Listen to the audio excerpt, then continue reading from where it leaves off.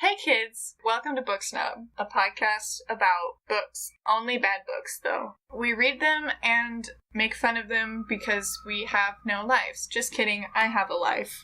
I just choose to do this.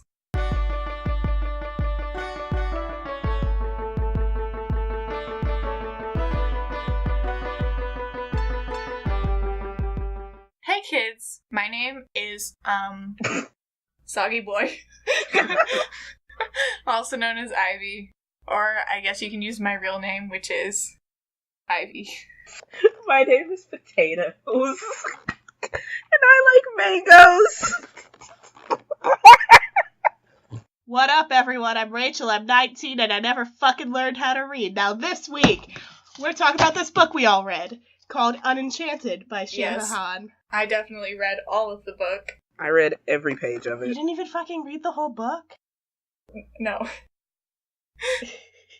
I read some of the book, and I was I'll get the idea. Okay, so the book that most of us read Sorta, kinda. all of, and one of us read at least most of. Unenchanted by Shanda Han. Okay, let's see, a disclaimer. Don't harass the authors of the things we read. Oh, yeah, definitely. We are not responsible for any harassment. Please don't sue us. Please, we don't want drama. We're just here to relentlessly all tear in good apart fun. books. We don't have money to get sued. We have $5. We just want to relentlessly destroy somebody's writing that they love and cherish. Please don't sue us. That they wrote during one entire month. Was this a NaNoWriMo book? It sure was. It was. Oh my god. I was watching the YouTube video on it. So anyway. It's free. Yeah, it's free on Amazon. Go check it out. Very short summary. Some chick finds out that her family has this weird curse and she has to live through some fairy tales. And that's the gist of the book. Alright. It's Unenchanted. It's about Mina.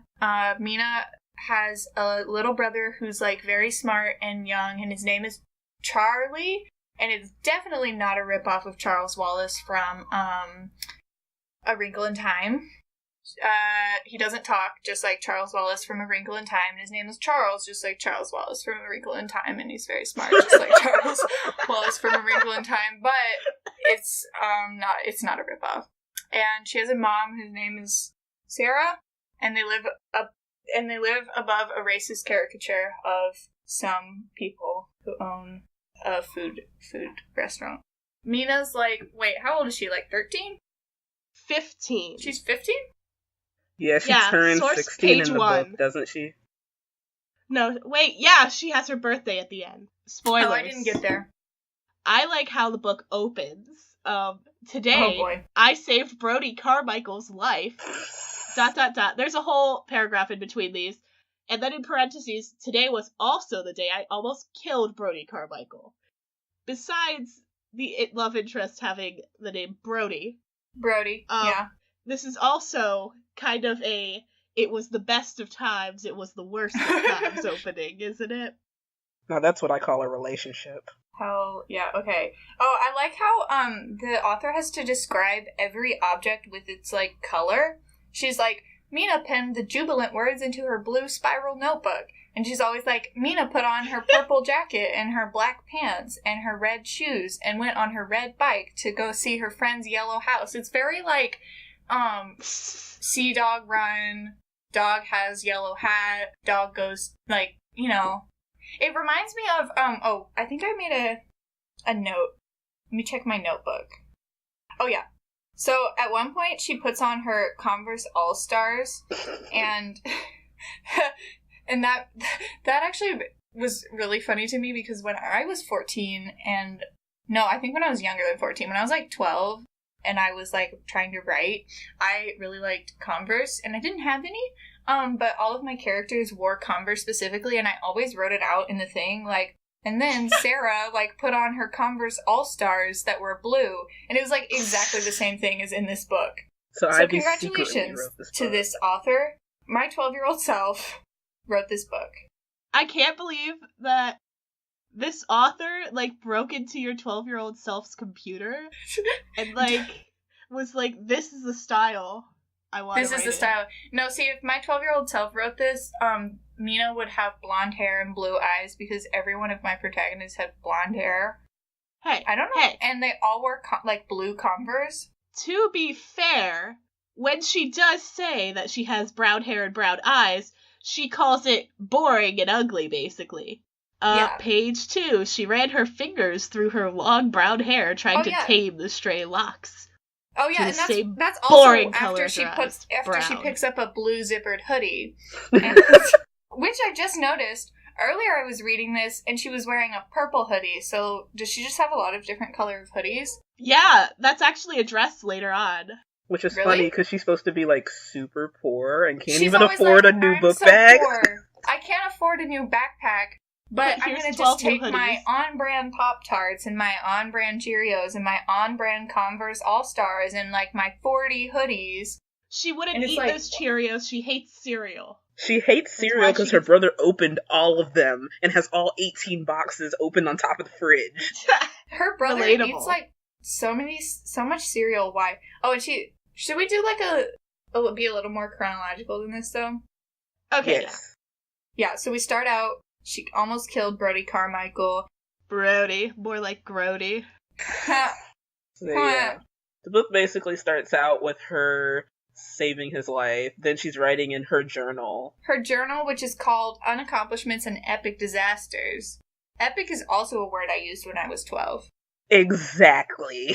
It was on our graphic tees. I like how she has a favorite ballpoint pen that, it kind of implies that she's been using the same ballpoint pen for years to write this.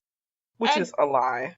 I don't know about you guys, but, when has a ballpoint pen, lasted that long? Also, plus, Mina's supposed to be, super unlucky, and she's always, losing all of her shit, but she still has this one ballpoint pen. Yeah. Who doesn't lose a pen? Her mom probably does, a dead goldfish deal on that. Where she just keeps bringing home identical pens, but none of them have Mom, been the same. Hey, Mom, where's my favorite ballpoint pen? Oh! Rustle around in the drawer. This one. So she writes in her notebook, Unaccomplishments and Epic Disasters, about almost killing Brody. Oh yeah, she's 15. She frequently spills chocolate milk on herself whenever she becomes nervous. There's always a supply of chocolate milk, apparently. Yeah, this is a plot point in this book that she's always spilling chocolate milk on herself, but she's always choosing to drink chocolate milk. Why not just drink water? It doesn't stain. Precisely. Sometimes you just need that chocolate milk. For that vitamin D and calcium. And I never drink chocolate milk anyway, so I don't know. Okay, anyway. So she does that. Has a very disastrous day. She dreamed she was flying, and then she landed on her bed because she fell out of her bed. Because she's so clumsy. The author manages to also start the book out with the classic waking up on the first day of school or whatever. Wow, I've never actually read a book that starts like that before. Yeah, waking up and going to school. That's also how a lot of my books started, with the character waking up and putting on her Converse All-Stars. Why? At this point, we should be suing her. I should be suing her. I wouldn't choose a name like Mina, though. I had, random favorite names, and then, all my characters would be named that. So there's, 40 different characters named, Anna, that were in, various stories I wrote. I like it. So anyway, her first day of school starts, and apparently she has to go on this mandatory field trip that is worth 1/3 of her grade? 1/4? This is after she eats some raspberry Pop-Tarts for breakfast. Oh yeah, I forgot about the on-brand name Pop-Tarts, but she's poor though. But and also raspberry, because that's why the worst you eat flavor. Strawberry Pop-Tarts. Yeah, she keeps saying raspberry Pop-Tart. It's apparently why very point it out? important. But first of all, she asked her mom about the permission form, and she said for the field trip to Babushka's bakery, and then this is worth 1/4 of her grade, which a trip to a bakery is worth 1/4 of what she grade? Has to write a paper about the trip to the bakery. Oh, that makes it better. The paper is worth 1/4 of her grade.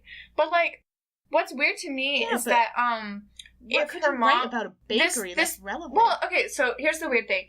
She has to go on this field trip, which requires a permission slip, and a field trip that the kid may or may not go on, depending on if their parent lets them, is worth 1/4 of their grade.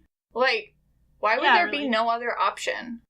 And then her mom after knowing that this is super strict and it's worth a quarter of the grade, she's like, oh, couldn't you find an alternative? She's like, maybe you could do some extra credit instead. And it's do like, some extra credit to catch up with 25% of my grade, yeah. Mother of the year. Yeah.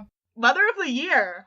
And then, okay, I do need to stress what her brother is wearing. Charlie shuffled into the kitchen, still wearing his pajamas, but now he added a pair of yellow galoshes to the outfit. That is never explained. He just... He's just, like, very weird, and he just, like, puts on random clothes. Oh, he also, for some reason, they're very poor, but they have, like, 18 different types of cereal, and he, like, chooses random combinations and mixes them every day. And it's all name brand. And she's so disgusted by him, like, eating mixed cereal that she only eats Pop-Tarts instead. Oh, I have in my notes all the brand names they mentioned. I'm gonna just look at the cereals. Frankenberry, Cheerios, Grape Nuts, Cocoa Puffs, Lucky Charms, Raisin Bran, and Mini Wheats. That's a lot. And then his mother allows him to open them all at the same time. And just, like, mix them. That's disgusting. They're all stale, probably. Precisely. What a waste of good cereal. So wasteful. Also, the toaster released her Pop-Tart, and Nina grabbed it in midair, wishing she had... That's some fucking skill! Since when does a toaster release a Pop-Tart and it shoots out into the air and you have to catch it? Like, what is in that Pop-Tart? Rocket fuel? Like, it just launches out of the toaster. Like, that's like a cartoon trope that, like, the toaster pops and the toast shoots out and you catch it. It's like, right. no! She's living Looney Tunes. She should have burnt her hand, too. And then she, like, does the anime, like, run to school with a Pop-Tart in her mouth, and I guess. She also meets the racist lady. Yeah, she the racist caricature.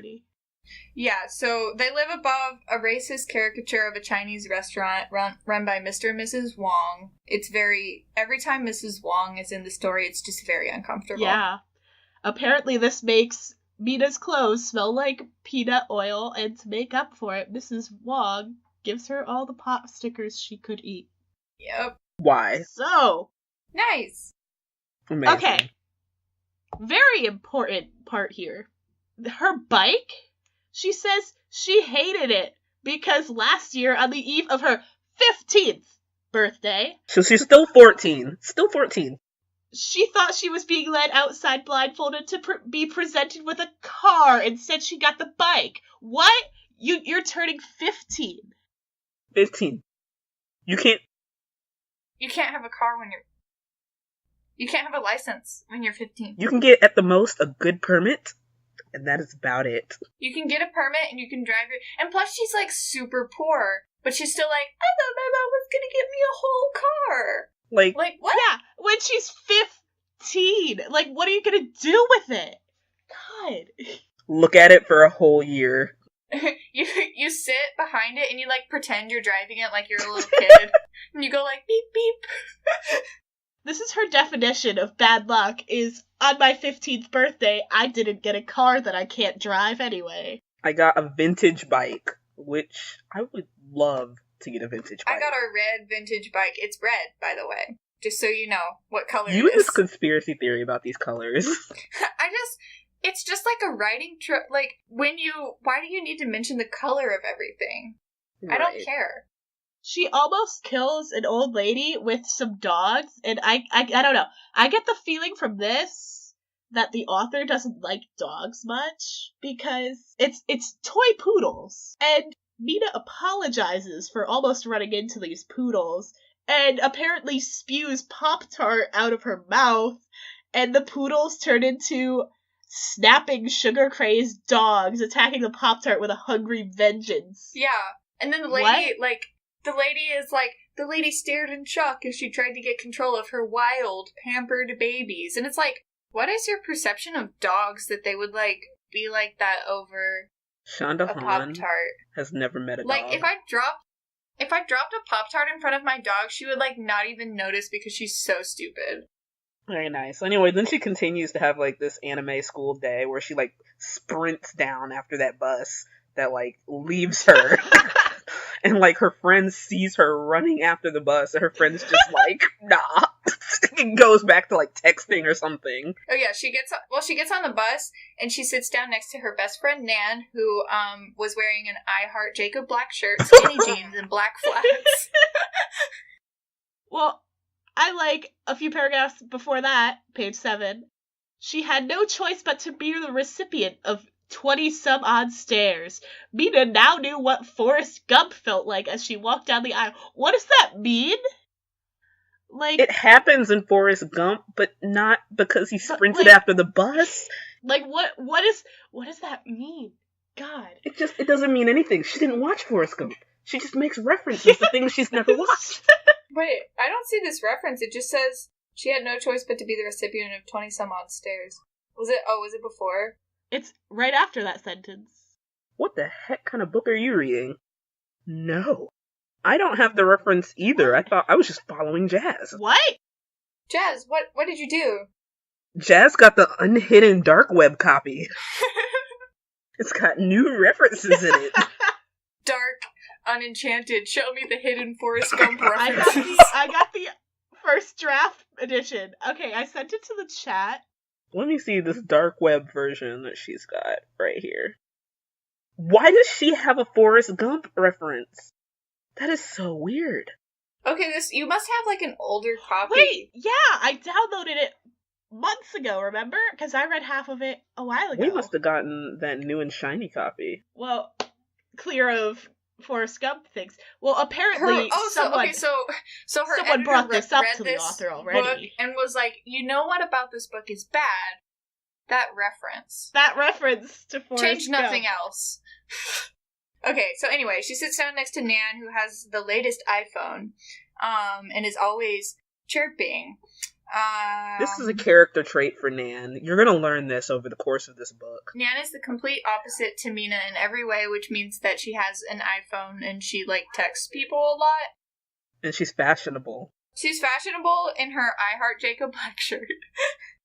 And after yesterday's rant about the garbage they pass off as lunch, she has 300 followers on Twitter. 300. She's That's popular. So many. So many. She's, like, Twitter famous. Anyway. Oh yeah, so Nan, like, takes a picture of her running after the bus and then, like, tweets it, and, Friend of the year. Mina hears, like, whispers of loser and nerd immediately. Yeah, after 300 followers means that, like, the entire school gets immediately updated on it. Amazing. For some reason, tweeting seems to work as in Nan tweets and everybody's, like, texted because they, like, all of their phones always, like, ring, and then they all look at it and they're all like, haha, nerd! Like, yeah. Everyone's got their, like, notifications set, so if this girl tweets, I want to know about it. I want to know what Nan has to say about her best friend who she just makes fun of constantly. I personally would never have to worry about what anyone named Nan has to say about literally anything. But okay. I don't even like saying Nan. Nan is bad. It's a bad mouthfeel. It's old. Bad mouthfeel. Anyway, the very next Nan is, like, really friendly and outgoing, and because she's so friendly, that's a lie. She's just mean.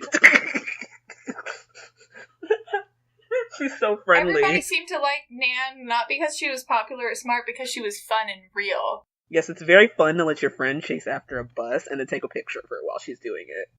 That's fun. That is fun. Relatable. That's fun and real. Love a friend like that. They continue on this bus. They talk about Brody a little bit, and they talk about, Savannah and Brody apparently broke up or something. Yeah. Mina gets called names a lot because her last name is Grime, which is the same as Slime and Brian and Grimy. Okay, let's also consider the description of Brody.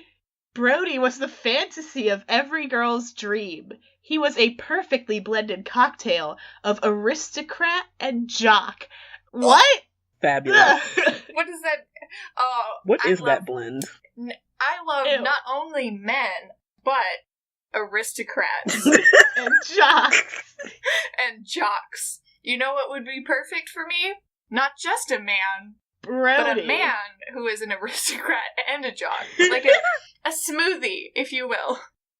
That perfect coffee blend for aristocrat jock. 40% aristocrat, 60% jock. Huh, this one is from Colombia. And when he first gets there with his girlfriend, Savannah, latched possessively onto his arm, quote-unquote, marking her territory as only a female could.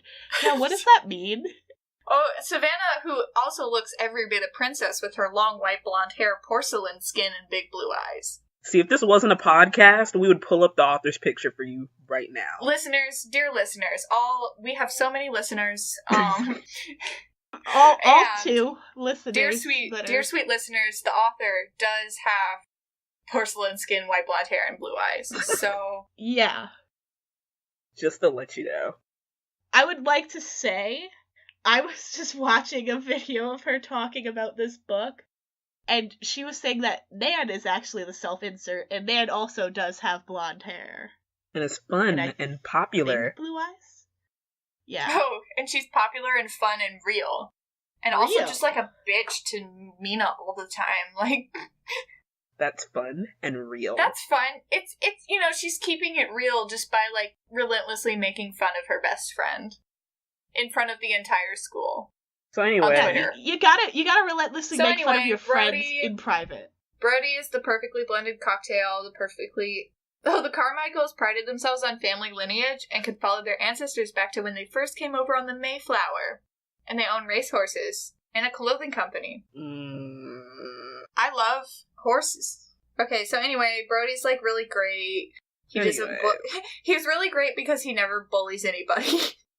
That's like the only like thing. Why would a rich, spoiled person like bully people? The only redeeming qualities is that he's like a very, very, very baseline okay dude. World's okayest dude. World's okayest dude. He's super rich, but get this, doesn't bully. Wow. Amazing. Wow. Sign Holy shit, me give up. him an award. Anyway, so they get to Babushka's bakery, where BJ comes out and is like... BJ.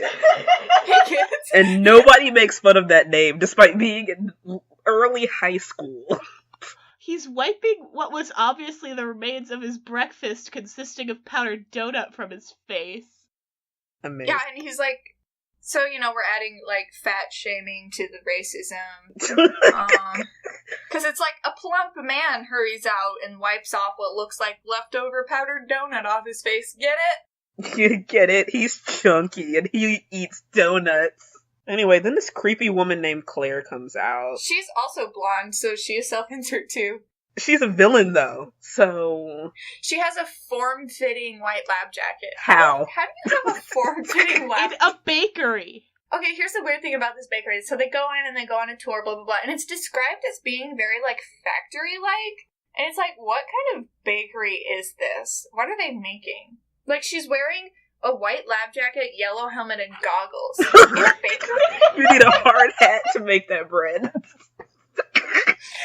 Oh no. What if a bread falls on me? Yeah, so Claire comes out, she's like really hot, her red heels click on the cement sidewalk to a rhythm only white she can hear. White lab jacket, yellow helmet, goggles, and heels. She's killing that fashion game. Red heels, white teeth, red lips. She should have done like a red helmet to match the sort of like red and white theme. That would have been pretty slick. Would it? Like, is anything in this book slick? Yeah, apparently all like the guys really like Claire, even though she's wearing a lab jacket, a yellow helmet, and goggles. Well, you see, the form-fitting white lab jacket, yellow helmet, and goggles do nothing to impede her leggy, model-like beauty. It literally says that on page 10. What kills me, though, is that she likes them back, though. That's the problem. Yeah, that's very, very bad. She's a good 40, so, yeah, shouldn't be flirting with 15-year-old guys. Fucking horrifying. Yeah, so anyway... So the boys are all like, wow, Claire, and then the girls flip their hair, powder their noses, and gloss their lips in preparation to retaliate. I've never seen someone, like, powder their nose. Like, me neither, that's why I was so confused. I was like, who just powders their nose? I want to know what they were retaliating against. You know the, like, Parks and Rec episode? Like, with the lady and, like, Tom have... And she's like, I'm gonna go powder my nose, among other things. And then Ben's like, is she gonna powder her vagina? I also like reading this, like, in the beginning, is that Claire's doing this factory tour that she does fairly regularly, right? And she's saying, soon after they purchased this current factory, Larry died of scarlet fever. His wife and son were left to take on the family business alone. And then Claire stopped speaking, her voice quavering for only a split second. Her eyes cries wet every day with from tears. the beauty of Every that moment. day? Does it say her eyes wet with tears in your copy? Because it doesn't in mine. It doesn't. God, What you guys kind are of missing so much. Amazing copy. Claire stopped speaking, her voice quavering for only a split second before she cleared her throat and dazzled the group with her smile again. But, like, every day on the tour, Every day. you cry about the previous owner that you didn't know. Who died in, like, 1911. Yeah. This isn't even, like, the previous owner. This is, like, the first owner. The very first person to ever... And I'm like, why is it a factory? Why? Okay, so turn the bakery into a full-scale factory. How do you have a bread... Like, Bread on every floor. do those exist? 7 I mean, floors they of bread. probably factories? exist for, like, I don't know, Wonder Bread? Yeah, like, companies. Like, Little Debbie probably has a factory of bread. All I'm imagining is, like, you know when you, like, go to a donut place and you can, like, see the donuts being made? Just that for, like, every type of bread. And it's, like... The problem is those are, like, fully automated, basically. And there's, like, a lot of random people. Okay, wait. The usefulness of different sugars in the chocolate... Wait, do they make chocolate, too? In a bakery? You gotta make your own chocolate so you can make your own chocolate bread. And chocolate chip cookies. Okay. That's a lot. Okay, so they go through the stock room, the drying room, and the mixing rooms. What? That's a lot of rooms. Why is there a room for mixing? Maybe this factory is like some Charlie and the Chocolate Factory-esque thing. So the mixing room is probably like a giant mixing bowl, and there's like little people that have to like run. Or they probably have to like swim through it because it would be like that, and like you mix it. I believe they have Oompa Loompas in the back now. Yeah, they definitely have Oompa Loompas there. See, except that every room looked the same, sterile and depressing. It's a bakery! The workers wear drab white coats, shower caps. Shower caps? Not like not hairnets? like hairnets, like shower caps. Shower caps. The expression on every one of the workers' faces was the same. Blank. Zombies. The workers are zombie Oompa Loompas. Oh, and it is a chocolate factory because they make chocolate. But it's Mystery called solved. Babushka's Bakery. So what's the truth? Babushka is a front. It's a drug front. That's why it doesn't make any sense. And It doesn't look like a they real don't actually bakery. make bread there. It doesn't look like a real bakery because it's not. They just make drugs there. That explains everything that happens in this book from page 12 onward. Yeah, definitely. Actually. That's why the workers' faces are so blank. They're just like really just like Contact zoinked. high. They could actually see all the Charlie and the Chocolate Factory stuff. Anyway, so Claire continues to take them on this tour. Oh yeah, so they go on the tour and like Claire is like really hot and like Brody's like hanging out with Claire and Savannah is like, oh Claire, you like suck, you're like taking Brody away from me. And so she's like, I'm breaking up with you, Brody. Basically, Claire appears to be like, I don't know, zombifying people. She's like hypnotizing so him. that's why he's acting an ass. She's giving him drugs. She gives him marijuana. That does not happen in anybody's copy. Are you sure? In my copy it says, and then she saw Claire suspiciously handing Brody a blunt. This is a children's novel, okay? Is this like the new thing? Like, we can just say whatever we want happened in this version? No, I'm serious, guys. That's what it says in my copy. Anyway, so Brody and Savannah break up. Claire apparently was bewitching them. And then things start to happen. Then we get to the real meat of this story. Yeah, so Claire leads them to a railed catwalk over the production floor? I'm not sure what a production floor on a bakery is. They do shows there. So there's a catwalk to oversee the part, you know, like the line that they use for automobile building, and it's like the production line, but it's that for bread. So there's just a bunch of workers like putting bread together in a I believe line. in it. And there's, like, conveyor belts and, like, the bread. And, like, that's how bread is made. And that's where bread comes from, children. Anyway, so once they get on this catwalk, things start to happen. Basically, Mina's clumsiness suddenly comes back all of a sudden, and the worst scene ever happens. It's like choreographed wrongness. It's like a human Rube Goldberg machine. Basically. That's basically what happens. So Mina starts to feel like she's tingling, which is the drugs, and then... Lee doesn't do that. She starts to feel the wrongness.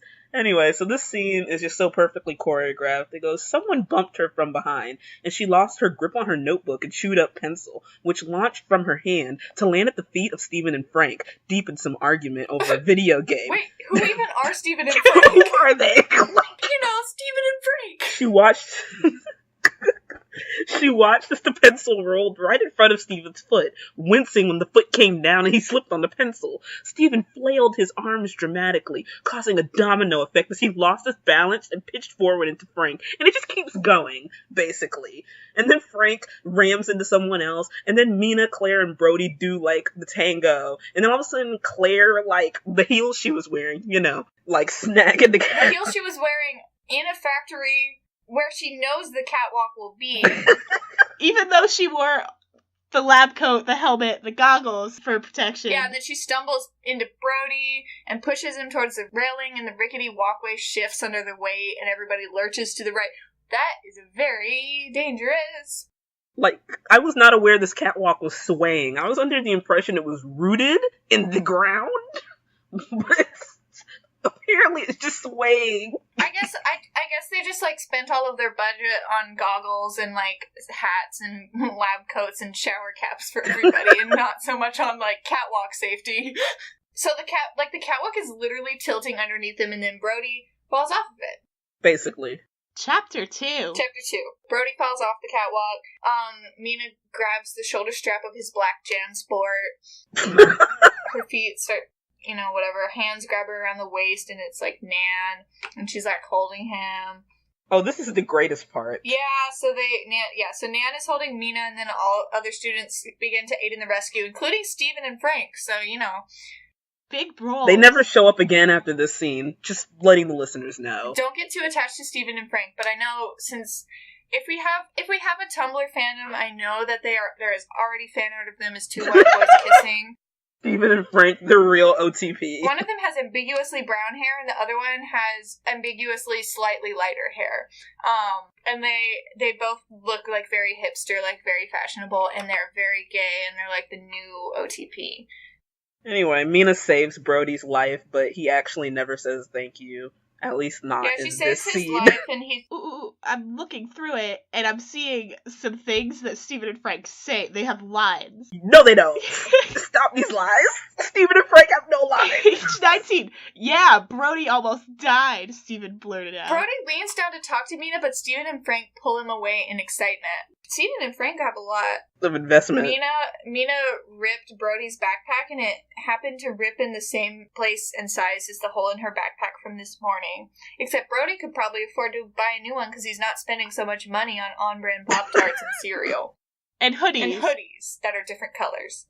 Even though she just, like, saved this man's life, she still feels uneasy the whole time. Foreshadowing, as she, like, walks away from the bakery, goes to the bus. She's, like, uneasy. Claire is there. She's like, oh, there was an unfortunate accident on the catwalk. Steven says, yeah, Brody almost died, bro. He does not say bro. It's just whenever I, like, say the word Brody, I feel like I need to be more like a bro. Like, hey, Brody, wanna go play Ultimate Frisbee in the park? He plays polo. For future reference, that's in the book.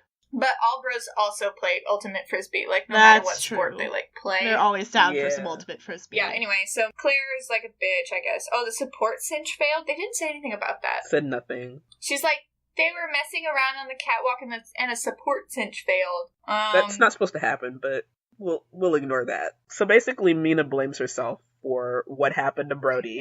Mina blames herself because she dropped a pencil. Oh, Brody and Savannah get back together. And then Brody's like, I don't remember anything that happened this whole morning. And it's like, oh, wow. Maybe that was the drugs. There was no drugs. It was Claire's bewitching charms that caused baked, get it? Brody. Get it? He got baked because it's a bakery. It's bakery. It's bakery. He got baked. Wow, thanks. That added a lot to the podcast. Okay. Page 21, quote, he felt his frozen heart thaw and beat loudly in his chest for what may have been the first time. All caps, no, not her. And that's his feelings on when Mina saved him. What is... You have narration from Brian? From Brody. Oh, from Brad? Yeah. We don't have Brad narration. You guys miss out on so much. There is no narration for this dude, bro. They get back on the bus. Oh yeah, Nan's like, maybe, you're a celebrity now, because everybody's like, wow, you saved Brody. And then she's like, I should get your autograph and sell it on eBay. Then I could buy that new handbag I wanted. And then Mina's like, I hope you choke on the handbag. Which demonstrates a fundamental misunderstanding of what a handbag is. Yeah, we don't quite eat the handbag. Wait, you guys don't? Personally, I don't, but I know it's personal preference as to what we do with the handbags. So Mina's like, aren't you going to tweet this? And she noticing the lack of an electronic accessory in Nan's hands. And Nan's like, I can't, because I don't have my iPhone anymore. Because she threw it off the catwalk as soon as she saw Mina was in trouble. Best friends. Threw is the operative word here. She didn't, she didn't drop it in the run over. She just, fucking, baseball pitcher chucked it, I guess. I'm gonna make a fan comic about this scene because they were above the production floor. So wouldn't it what did it hit on the ground? It went to some bread. It went into some bread. Got baked right into the hit bread. A worker. Wouldn't it be funny if it went off and it hit a worker and then there was a domino effect below them while they were also falling off the catwalk above, and then there's a whole scene where the entire bakery is falling apart. I believe in it. I just made this way more interesting. Exactly. You just wrote something better than this book. I also like how she calls it an iPhone every single time.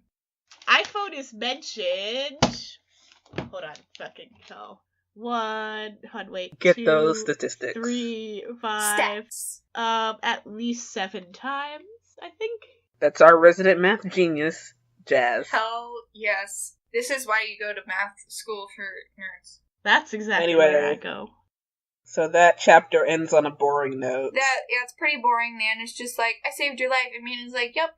And then Mina didn't tell her mother what happened at Babushka's because Sarah's very overprotective. This is where I had a problem at.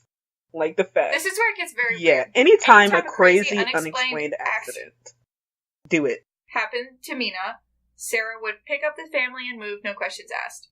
Mina wasn't really sure why. Mother of the year. In first grade, Mina took a trip to the zoo and was overcome with anxiety, same, as all the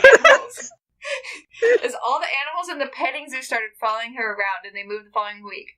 In 4th grade, Mina's garden variety science project produced 2 car-sized pumpkins overnight. They moved the next day.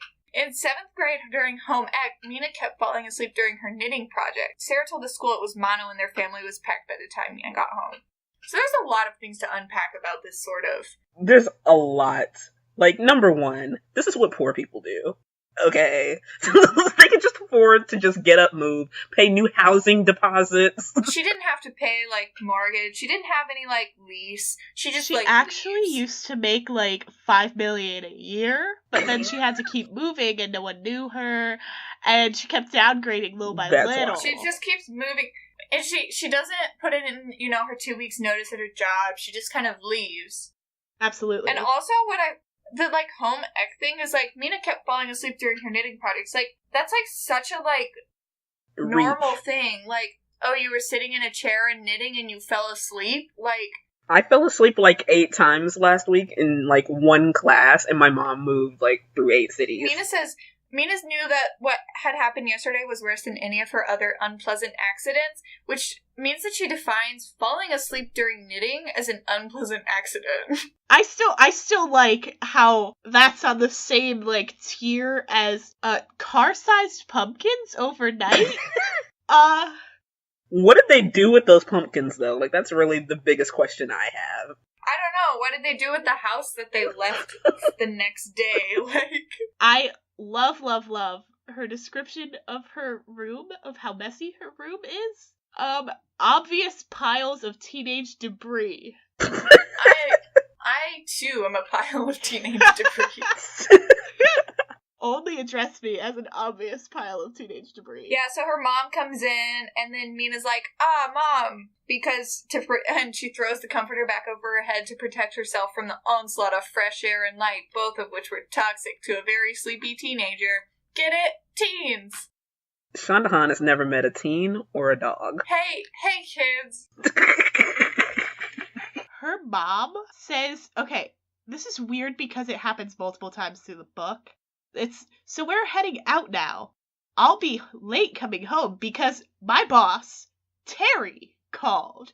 And, like, Terry Goodmother. Every time that she, I don't know, I picture Terry Crews when I hear the name Terry. So, anyway, every time it's my boss, like, she doesn't, like, continue the conversation, like, oh, my boss told me this. It's my boss, Terry. And then later, Mina says, oh, my mom's boss, Terry Goodmother, said this. They're really beating you over the head. They're like, ooh, do you get it? Do you get it? Terry Goodmother? Ooh, fairy tale foreshadowing. Terry Goodmother. I wonder what that's supposed to sound like. Ooh, and then her last name is Grime. Sarah's just like, I'll be late coming home after I drop off a packet at the Carmichael's residence. Yeah, so then she has to go over to Brody's house to drop this off for her mom. Yeah, so Mina volunteers to go over and drop the packet off at Brody's house.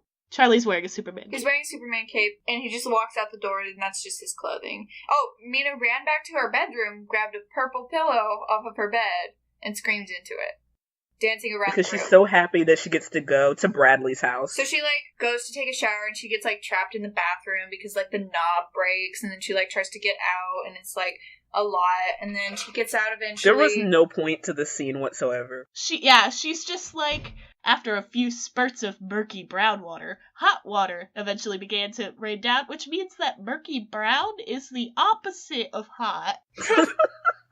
Which I don't understand that. I mean, I don't understand any of this scene. It's not great. It's not a good book. So yeah, she gets trapped in the bathroom. Once she finally gets out, then she finally goes. So she starts biking off on her red bike, and she gets attacked by a menagerie. She's driving her bike, there's like a cat. Looking down, she saw an orange tabby cat keeping pace just to her right. Mina swerved a few feet to the right to avoid the cat. So she swerves to her right to avoid the cat on her right, That's how you do it. No, and wait, continue. Mina swerved a few feet to the right to avoid the cat and almost ran over a large dog that was now on the left. What? So you swerve to the right. She swerves to the right to avoid the cat on the right and almost runs over a dog, which is on the left. What? Shondahan has never met a direction. And then she says, yikes. Yikes. I don't want to say anything between that and this sentence because it's just such a wonderful, like, line. It was a donkey in the middle of town. And was it wearing a hat? Question mark. And was it wearing a hat? And later she says maybe it wasn't a donkey, maybe it was another large dog. How bad is her eyesight that, like, those are, confused at all? Yeah, a donkey and a dog. They're not even close. Yeah, they're not easily mistaken. It's not like turtle or tortoise. Donkey and a dog. Oh yeah, and a rooster launches itself at her head as well in the suburb. A lot of animals. She decided that today was turning into another epic disaster. Get it? Epic. Teens. Yeah, so she, like, goes to homeroom class, and her teacher's, like, really mean, and, like, gives her a tardy slip. And then she learns from Nan that there's an assembly being at the school about Mina, because Mina saved Brody. And Mina's like, oh no, I, like, don't want attention because, like, whatever. And then Nan is like, there's, like, news reporters and photographers and media in the gym, like, just for you. And Mina's like, oh no. And then she goes to the principal's office and she's like, Principal, like, I don't want to go to this assembly and, like, do these interviews. And the principal is like, you have to do these interviews. And it's like, hold on a second. Mina's a child. They can't make her do news interviews. You can't, like, bully her into that? That's illegal. That's against, like, 82 different laws. You can't make, like, most people do interviews, let alone children. And they're already facing the legal issue of, a kid almost died on their field trip, so... Because the chaperone is being negligent deliberately. So that's an issue. A lot of issues. Also, her principal collects different types of pigs, which I just kind of enjoy. oh god, I love that part. It's just like pigs, and there's like all these different pigs in the office, and she has like named it them. It says that like the secretary gifted him with a pig decoration every Boss's Day, Christmas, and birthday. Which, does he enjoy them, or is this the secretary just like, oh, you're a pig? Like, is this... Going back a little, I do want to address that, like, the teacher who gives her the tardy slips is described as so old that the whites of her eyes were no longer white, but a pasty gray. Yeah. Does that happen? That does not happen. I refuse. Old people who read this will probably be offended. You know when your eyes just turn, like, gray? Is this a zombie thing, or... You know how your eyes just, like, turn red, and then, like, your skin just sort of starts, like, rotting off, and then you go, and you're like, what? You know how that happens? And I think Shandaha just doesn't have a good idea of how eyes work.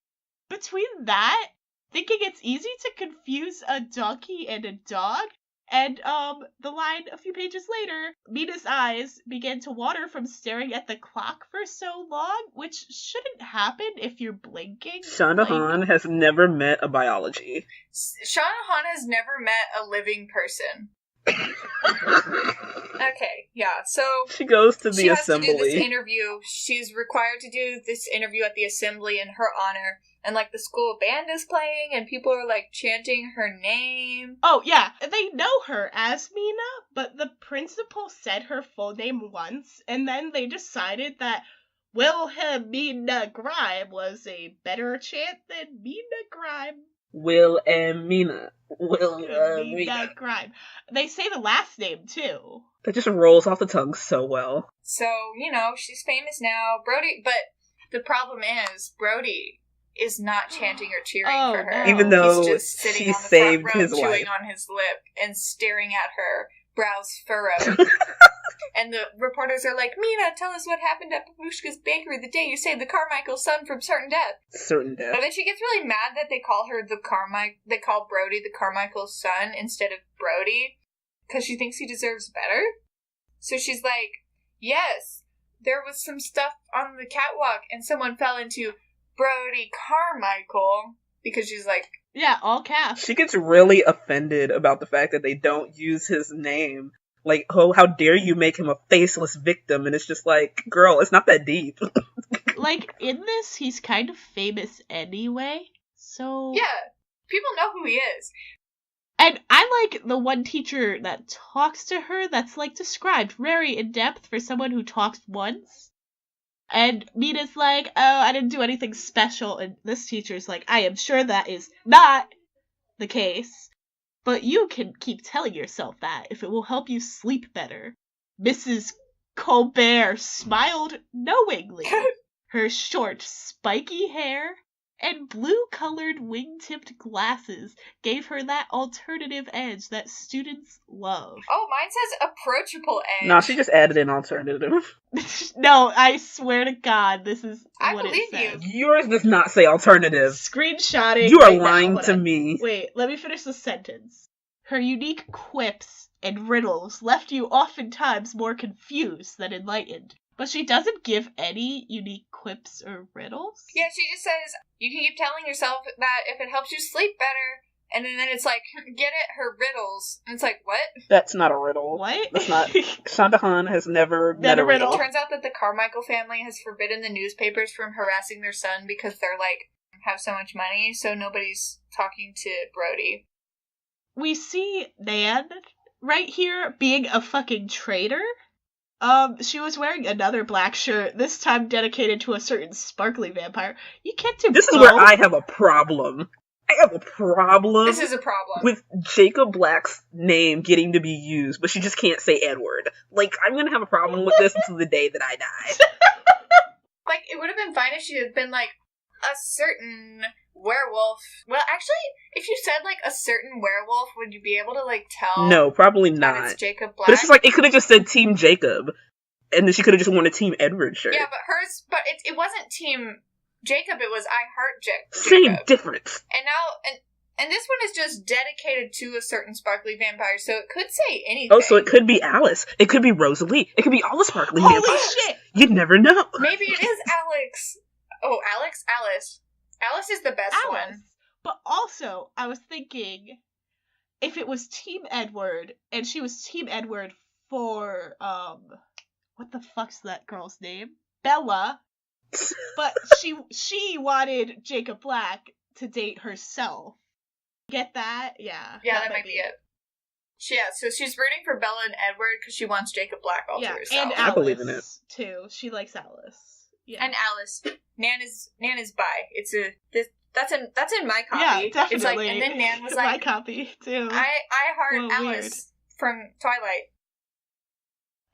Mina says she's too stressed to eat, so like she did the logical thing, which is grabbing chocolate milk. And another piece of the puzzle is added. Very interestingly, page 40, Mina opens her milk. There's some Nan talking, and then page 42, Mina opens her chocolate milk and takes a drink. Oh. So she's either double opening. She's either got 2 chocolate milks, or like you open the chocolate milk once, take a smaller chocolate milk out of it, and then you have to open that one. Babushka. It's like a clown car. You just like keep taking the chocolate milks out. Like there's one carton and there's just smaller cartons, and it's like, how did they all fit in there? I don't know. Clowns. I really liked that part in It where it turns out that Pennywise is just a can of chocolate milk. That's my favorite part too. Anyway, some more boring talk from her and Nan. There's some scientific speculation about Charlie, who is mute. I don't know. She looked out. Okay, so she's like, something strange is going on. I think I'm going crazy. And she looks out the window and could see the sky beginning to turn green. A sure sign That's a tornado. Like, girl, if the sky is turning green, that means a tornado is coming. You need to get out of there. Get in the hallways, like, crouch down on the ground and put your head against the wall. Like, that is very dangerous. Oh, the folder with the sticker of Happy Maids on it, that's like the packet that she's gonna take, is blue. Just so you know. I was fucking wondering. Oh, and then she spills the chocolate milk on herself. Yeah, she spills the chocolate milk because she doesn't know that, like, just drink water. Or maybe watch while you're drinking the chocolate milk. Just be a little bit more careful. No, you see, there was lightning. She spilled, what was it?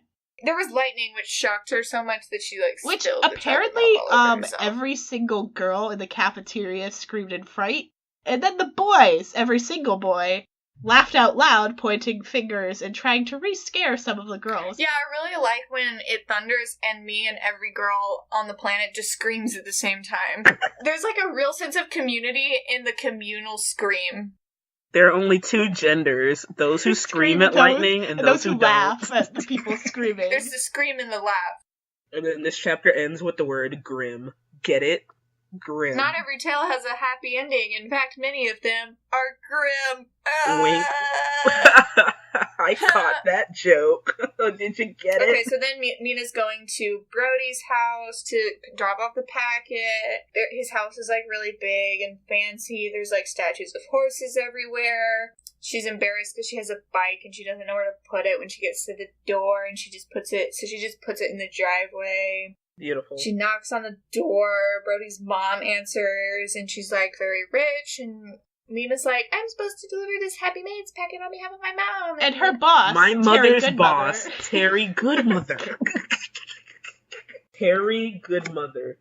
In case you didn't catch that grim 2 pages ago, Terry Goodmother. Yeah, so informational packet for Mrs. Carmichael, and she like looks confused, and Mina gets like really stressed out that this is a mistake, which is like same, like every time you go into a social situation and it's like not exactly how you planned it, and you're like, wait, what if I'm wrong? What if I'm not supposed to be here? I have the wrong house.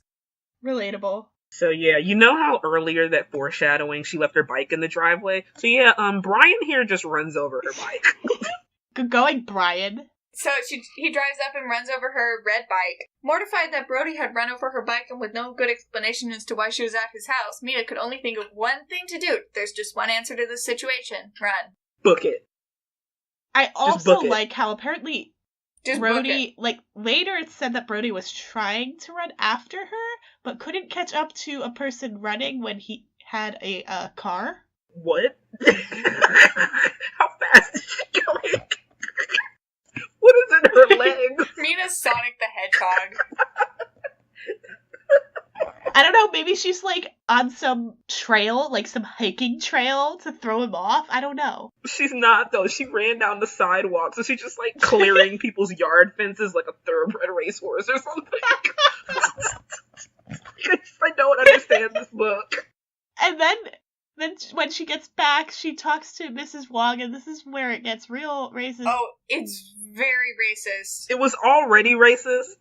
It was, like, already, like, pretty, like, bad, and then she gets back, and it's, like, very she bad. spells out the accent, and, like, when I'm looking at it and, like, reading it in my head, I feel like I personally am doing something racist. Like, that's how bad it is. It's, like, very uncomfortable. Like, it's a very uncomfortable accent. Like, I don't even want to read her line out loud. No. But, no one's reading it out loud. like, she spells the word big. Like, the word big, but Miss Wong says it as B-E-E-G. Big. So it's like, you big celebrity. Like, I see... Like, I don't even... Mrs. Wong is like, I saw you in the paper, you're a big celebrity, but in, like, the most racist, Asian accent you could possibly imagine. It's like, written out. It's very, very bad. Like, not even to be joking, but Shonda Han has never met an Asian person. Just never. Oh, it's very uncomfortable. And then, because Mrs. Wong is so pleased that Mina's a celebrity, she, like, bought a bunch of copies of the paper and then, like, made a collage and put them all over the front window of her restaurant. That makes sense. Oh, and also... So she can sell more food. What bothers me is on the next page, Miss Wong says the word big again, but it's not spelled B-E-G. It's spelled B-I-G. So, does the accent just go in and out? Like, the accent just turns on and off, like, when she wants to really just kick, like, the racism up? She, like, accidentally forgot to be as racist as possible for a little bit, and then turned it back up. Then she's like, oh no, like, my mom's gonna see this, and Mrs. Wong is like, I already showed your mom, except in a very racist written way. So then she goes upstairs, and her mom is losing it. She goes upstairs, and her mom is like, Sarah tore out of her bedroom with armloads of clothes and a wild look in her eye. It's just like, you go pack. Now! So they're like gonna move away again, yeah. And then she's like, Mom, why? What's going on? And then Sarah's like, don't you mom me? Which is like, hold on, aren't you her mom? Like, you are her mom. So anyways, now we're getting to the meat of the book, where we find out why Mina's life is so unlucky and why random animals launch themselves at her face all the time. And why Sarah has them move all the time. First, very important, what the brother packed is just fucking amazing. I love this part. Charlie walked into the kitchen with a small blue leather suitcase. Leather. And began what? That's so fancy. Inserting his most prized possessions. Bubblegum. Baseball cards. His rock collection. From a distance, there doesn't look to be any item of actual clothing or shoes. Ignoring the discussion between his mother and sister, Charlie wandered around the kitchen and began to pack up his cereals. This kid has his priorities so straight. Jesus Christ. That's all you need in life. That would be me, like, if there was, like, a fire alarm, I'd be like, my granola bars!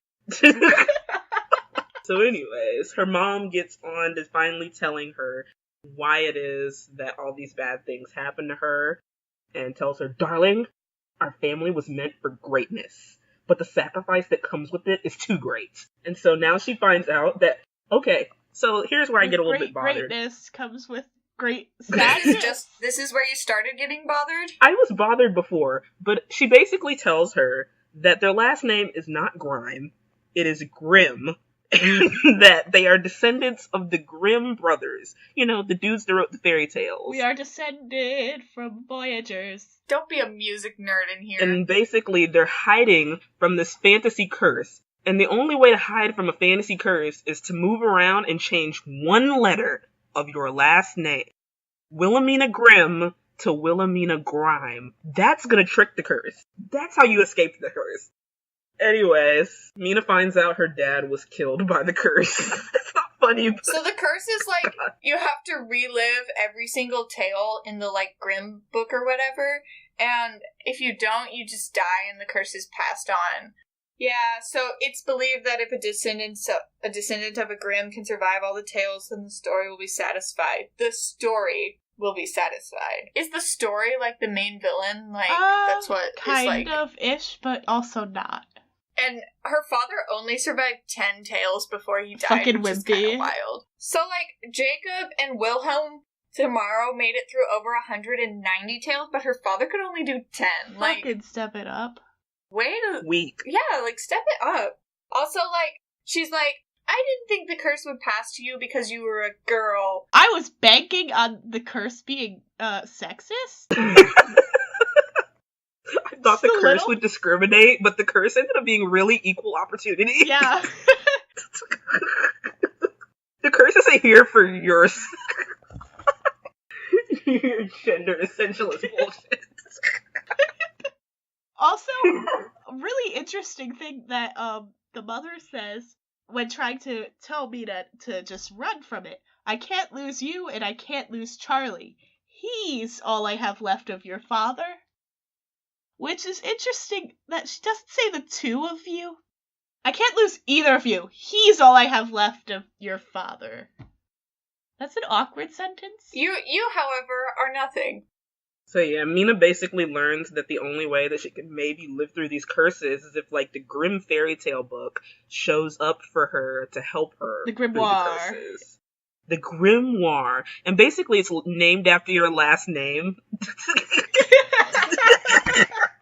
So, her mom keeps mentioning this book, and Mina's like, what about the book? Mina asked again. Again, it's better not to mention it. The book is called The Grimoire.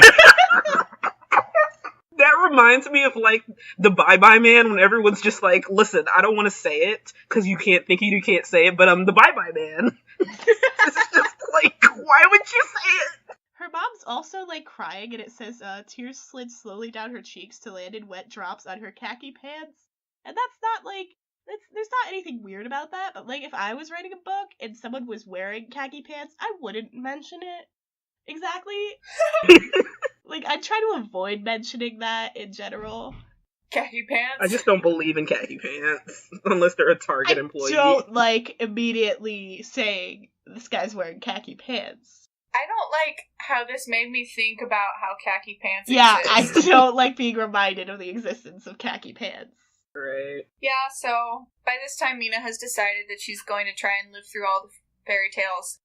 Brody takes Mina to school and also, like, is really creepy about it. She's like, you're one hard person to find. And he's like, he looked up her in the address book and everything, looked up her cell number, Didn't he hire a private investigator? Yeah, hired a PI? That's what 15-year-olds do, kids. Like, we know all about what y'all do. Goddamn horrifying. And wow, this is really creepy. Oh yeah, he was spending all morning on her side of town looking for her? Not creepy at all. I had one of our employees do some digging and they found out that you lived in the International District. That explains it all. On this ride to school, she says, I'm just Mina Grimm, a nobody. Mina unknowingly let her real name slip, so, like, after 15 years of thinking she had one name, she was told, like, oh, this is your real last name once? And she's like, yeah, that's how I think of myself immediately. And she hides in the bathroom for a little, and three girls come in to do their makeup, of course, obviously. This one girl is called Aerosol Girl because she has some hairspray. This one girl is called Mascara Teen because she's doing mascara. And girl number 3 doesn't appear to do anything, is called the Chunky One. Oh, that fat phobia is back. Is she eating a donut? Oh, no donut right now. And so they're talking about Brody, and Mina comes out and says, did you say that Brody is outside these doors? Which is the worst phrasing I've heard. There's just so much bad writing. Just awful writing. Teens don't talk like this. So Nan's trying to gossip with her, and she's like, no. And then... oh, Nan got a brand new iPhone. Oh yeah, Nan got a brand new iPhone, thank God. We were all worried about Nan. chucking her iPhone right off the side of the thing. Chapter 7, really great line. OMG, Nan spoke aloud one of her texting phrases. Spelled aloud. See, our copy is even better on that. Okay, front. Yeah, that's better because spoke aloud, one of her texting phrases, is the, most clunky sentence I've seen. Oh, one of her texting phrases. I hate that. And, one of her texting phrases. Just hers. Nan invented OMG. Can you believe that? And then, they're having lunch, and... Anyway, they just gossip about Brock for a really long time. Mina says, mfwa. With her mouth stuffed with orange. Brody's there. He has blue twinkling eyes. They darken with meaning, apparently. That's what my eyes do all the time. So yeah, basically he sits with her to prove a point or something. She's like, oh, you just think, you're just, ashamed of being seen with me. And he's like, no, you're ashamed of being seen with me. And it's like, wait, what? I thought he was, super famous and she's and popular. Oh, shit, the tables have turned. Oh, how the turntable. Oh, how the turntable. Oh, how the turns the table. So basically they argue for about 3 pages about who's more embarrassed and why would you want to sit with him. Broody leaning against her locker, holding her elbow, which happens a lot in this book. Do you guys, normally grab people by the elbow? Yeah. The outside of the elbow? I grab people by the knee. It's like a handle. Yeah. Here is my handle, here's my spout, grab me by the elbow. That's how it goes. Pour me out. So yeah, and then Savannah glares at her. This is Brody's ex-girlfriend or whatever. Then the day basically goes on. Savannah mouths the words, "You're dead." Because I'm totally scared of Savannah. Oh yeah. And then Broody takes Mina. Broody takes Mina on a date to a drive-in. This is the most pretentious date I have ever read in my 22 years. He has a conversation with her that lasts all of 30 minutes, and he makes a bunch of assumptions about her. He starts telling her how she's not like other kids. Yeah, not she like reads other girls, books. Specifically. You read books. You don't do your makeup and eat salad. You eat real food. Yeah, the real food is definitely a big line for me. Every other girl eats fake food. They eat that plastic food that comes with those toy kitchens. So yeah, their date is stupid. Also, another very creepy line. When he mentions you're not talking on a cell phone, she says, I don't own one, and he says, exactly, and I like that about you. Run! Run so far away. I like the way how if I take you in my car and drive you away, you'll be able to call for help. Right, so then they go to the library, her and Bradley do. And basically... Oh no, Shanhan wants you to know that she knows the Dewey Decimal for the fairy tale section. It is 398.2. She wants you to know that she Googled that. Hold on, wait, can we check that? I checked it already, and it is. That's the one thing she researched. She didn't research Asian accents, but she sure did research the fairy tale Dewey Decimal. Anyway, so she sits there and reads fairy tales all night while Brody kind of lurks near her the whole time. So, and then she looks at him. Hanging out there. Oh yeah. Here is the line. Flashback to talking to her mother. Why is it called a grimoire? I thought that was something that was evil or a book of spells or something. No, honey, it's just a record of the tales our family members have lived through. Over time, it has gained powers of its own. If your ancestor's name was Smith, it would have been called the Smithwar. This is the worst thing I've ever heard. And then, she confuses a goose with a person as it's running away. You know how goose are just, people? They just look like people. You see the white feathers of a goose and you're like, that might be a person. And you run after them. You see the goose and it's 2 feet tall and you're like, yeah, a person. Anyway, so she follows this goose, runs out into an alley, and then she gets attacked by a man who looked dirty. That's about it. Okay, so we need to end it there, because, good God, I have a lot to fucking do. I love when computer science people work on these things with me. I love when computer science people volunteer to do all of the actual hard work. Right. And I don't have to do it. I just get to sit here and make fun of things. Hey kids, this has been Book Snub. I'm Ivy. I'm Potatoes. I'm Rachel. Suggest other books. Email us at booksnub@gmail.com. Don't suggest My Immortal. Don't suggest 50 Shades of Grey. Don't suggest Twilight, because these are boring options. Stay gold, honey boy. No, that's taken. You can always find me in the drift. Don't spill chocolate milk on yourself. Yes, take a life lesson from this book, kids. Hey, kids. Don't eat raspberry Pop-Tarts, because, like, strawberry Pop-Tarts are so much better. The s'mores are actually superior.